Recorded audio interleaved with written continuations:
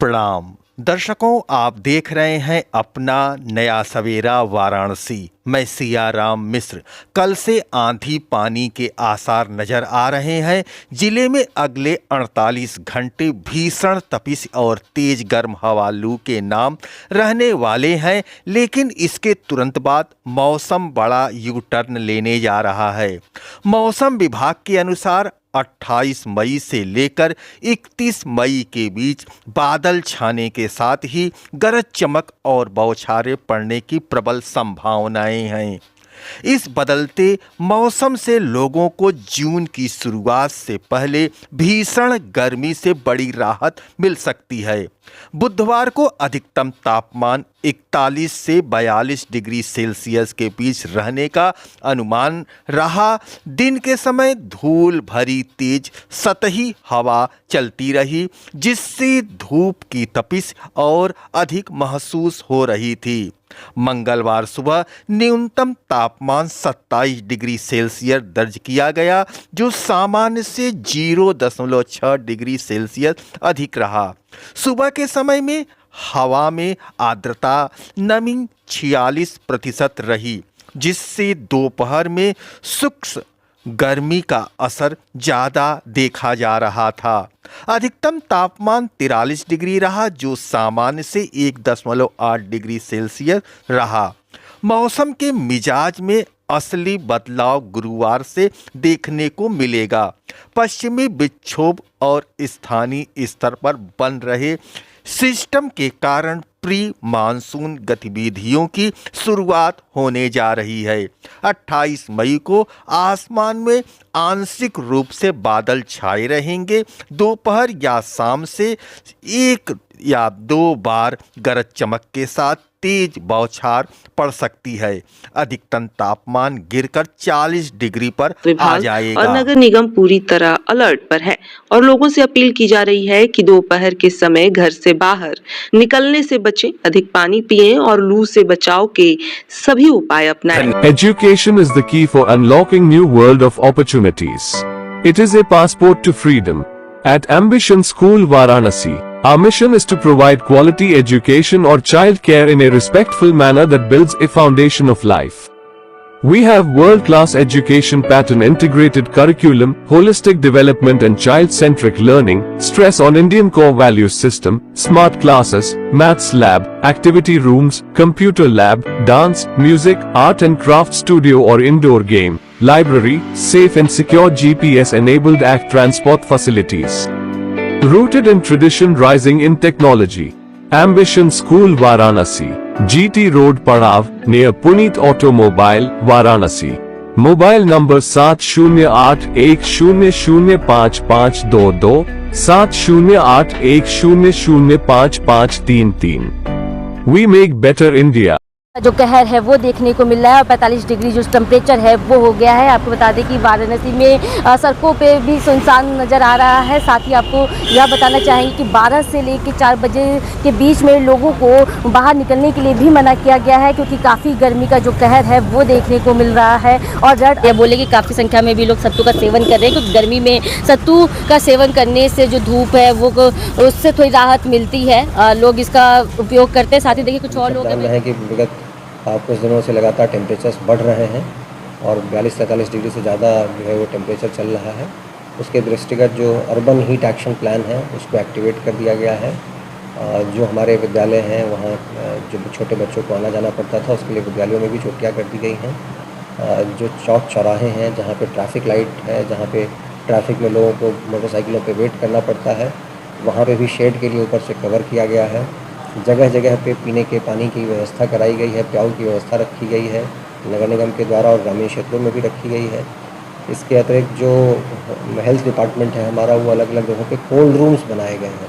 जो CHC, PHC district hospital है, वहाँ पे कोई हीट स्ट्रोक का अगर पेशेंट आता है तो इमीडिएटली उसके लिए रिस्पॉन्ड किया जा सके, इसके लिए वहाँ ट्रेनिंग्स दी गई हैं, वहाँ पे व्यवस्थाएँ की गई हैं, वहाँ कोल्ड रूम्स की तैयारी की गई है। तो इस तरह से पूरी सिस्टम जो है वो अलर्ट मोड में है और पूरी सिस्टम अपनी तैयारी के साथ में है। लगातार इस चीज़ पे दृष्टि रखी जा रही है कि कहीं पे किसी को कोई दिक्कत नहीं। बिल्कुल सही बात आपने कहा कि अभी हीट वेव चल रहा है, टेम्परेचर 45 एंड एबव जा रहा है। यह अपने आप में एक कह सकते हैं कि प्राकृतिक आपदा ही है। आने वाले 15 दिन 20 दिन महीना थोड़ा सा डिफ़िकल्ट है। जहाँ तक अस्पताल की तैयारियों का विषय है, मेरा अस्पताल पूर्ण रूपेण तैयार है, सारी तैयारियाँ मुकम्मल कर दी गई हैं। हमने यहाँ पे एक हेल्प डेस्क बनाया हुआ है, उस हेल्प डेस्क पे सारी जानकारियाँ आपको मिल जाएंगी। इस हीट वेव में क्या उसके लक्षण होते हैं, उसकी जानकारियों से संबंधित जो डिस्प्ले है लगाया गया है, क्या करना है और क्या नहीं करना है उसकी भी सूची लगा दी गई है। किसी तरह की यदि समस्या आती है तो आप यदि मरीज या उनके अटेंडेंट वहाँ जाते हैं, उनको भरपूर सहयोग मिलता है वहाँ से। इसके अलावा हमने एक ORS डिस्ट्रीब्यूशन सेंटर बनाया हुआ है। हमारे यहाँ जो भी OPD में मरीज आते हैं या IPD में मरीज भर्ती होते हैं, उनके परिजन आते हैं, तो उनको हम लोग बिल्कुल सफिशिएंट अमाउंट में ORS पैकेट को डिस्ट्रीब्यूट करते हैं, देते हैं, ताकि वो अभी की जो त्रासदी है उसमें घर से निकले तो एक ORS का पैकेट का जो है बना करके, घोल बना करके और पी करके जाएं, ताकि उनको हीट स्ट्रोक की जो संभावनाएं हैं उसको काफ़ी कम किया जा सके। 20 बेड का एक डेडिकेटेड वार्ड हमने लोकेट किया हुआ है इलाज के लिए। थॉरोली AC है, एयर कंडीशनड है। जो इसमें लॉजिस्टिक्स लगने हैं, IV fluid, IV antibiotic, IV एंटीएमेटिक, ये सारी लॉजिस्टिक्स एंड ड्रग्स पूरा उसको तैयार कर लिया गया है। आइस पैक्स सभी वार्डों में सफिशिएंट अमाउंट में दे दिए गए हैं। थर्मामीटर्स सभी वार्ड में अवेलेबल हैं, क्योंकि हीट स्ट्रोक में कोर बॉडी टेम्परेचर बढ़ता है, तो इसके लिए रेक्टल थर्मामीटर का हम लोग यूज करते हैं, वो सभी जगह उपलब्ध करा दिए गए हैं। हम लोग इसके अलावे आइस की जो सिल्ली होती है उसको भी दिन में 2 बार, एक बार सुबह और एक बार शाम, इसको मंगवा कर रखे हुए हैं। डॉक्टर्स की भी ड्यूटी लगा दी गई है, राउंड द क्लॉक यहाँ अवेलेबल हैं। डॉक्टर्स, पैरामेडिकल स्टाफ सभी की ड्यूटी स्पेसिफिकली इस हीट वेव को के मद्देनजर। गर्मी का जो असर अब। धन्यवाद मिश्र जी। मैं डॉक्टर हरिओम प्रकाश पांडे, पीयूष आरोग्यम, अकथा, वाराणसी से।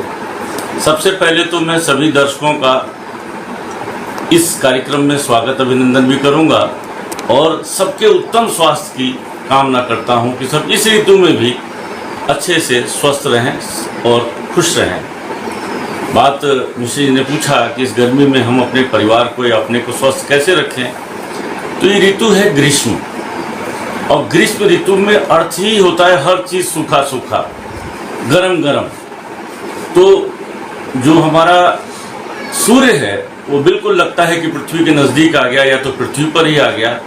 इतना ज़्यादा अधिक टेम्परेचर होता है कि हर चीज़ सूख, जल माने जहाँ जल है वो जल सूखने लगता है, शरीर का जल, वृक्षों का जल, पेड़ पौधों का जल, और जो आर्द्रता है जानवरों की भी, तो जीवों की, वृक्षों की, पृथ्वी की आर्द्रता खत्म हो जाती है और पृथ्वी भी कम आर्द्र होकर सूख के फटने लगती है, तो मनुष्य की तो बिसाती क्या है।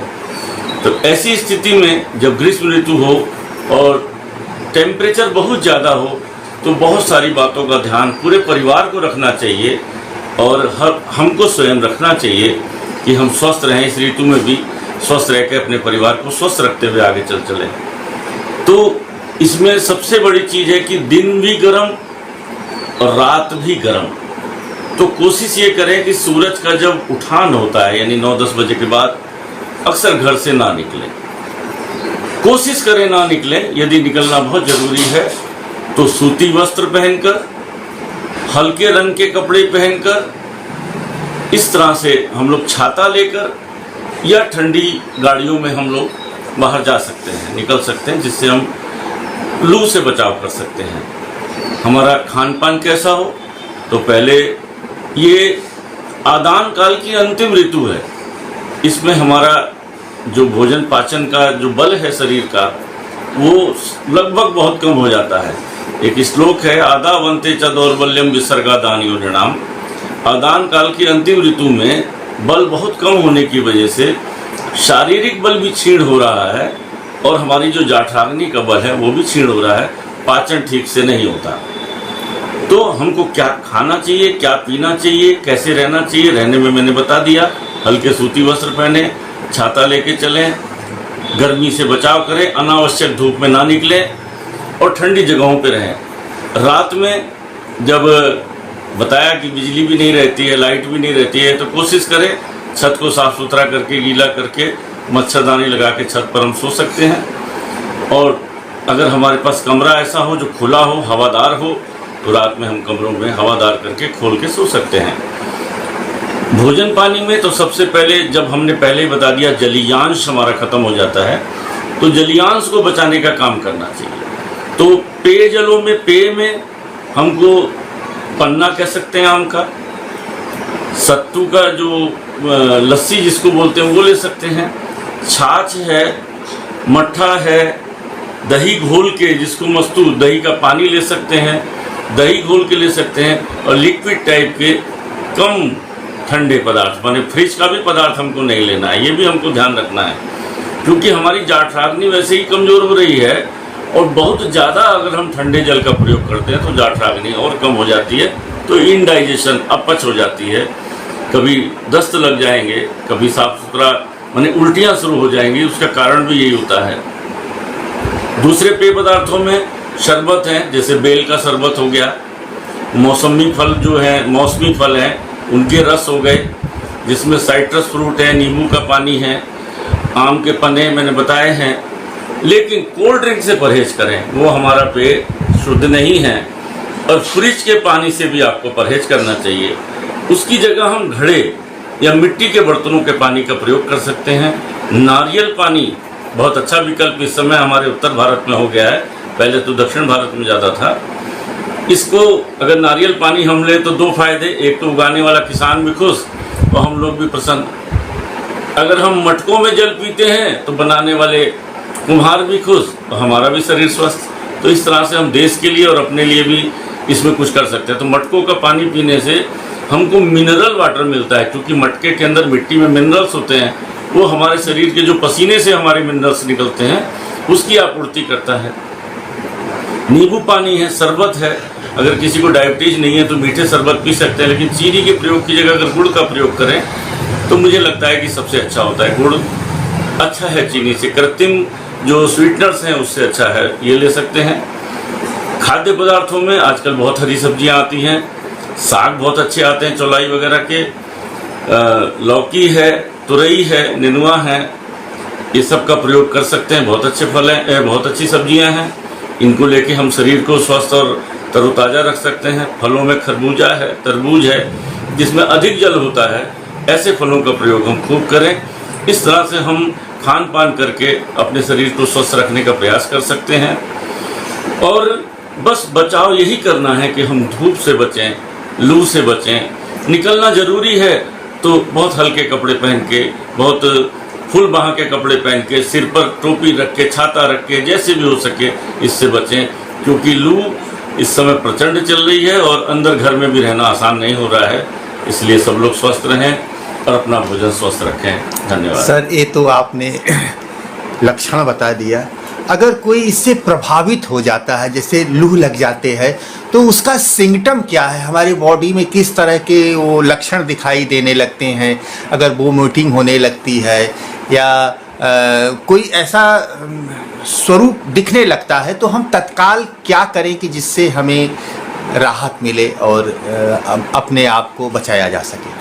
अब लू लगने की बात है तो सबसे पहले अगर हम ग्रीष्म ऋतु में बाहर निकल रहे हैं, हमको लू लगने का खतरा हो सकता है, तो घर से ही सामान्य पानी पी के चलें, न बहुत ज़्यादा ठंडा, गर्म का तो कोई प्रश्न ही नहीं होता।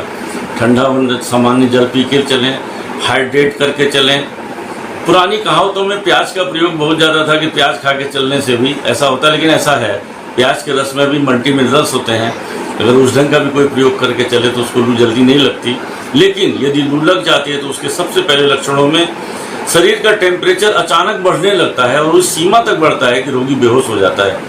हमारे सामान्य लक्षणों में 104-105 तक फीवर होता है तो देख लेते हैं, लेकिन वो 105-106 माने पारा तोड़ने लगता है, इस भाषा में हम प्रयोग कर सकते हैं।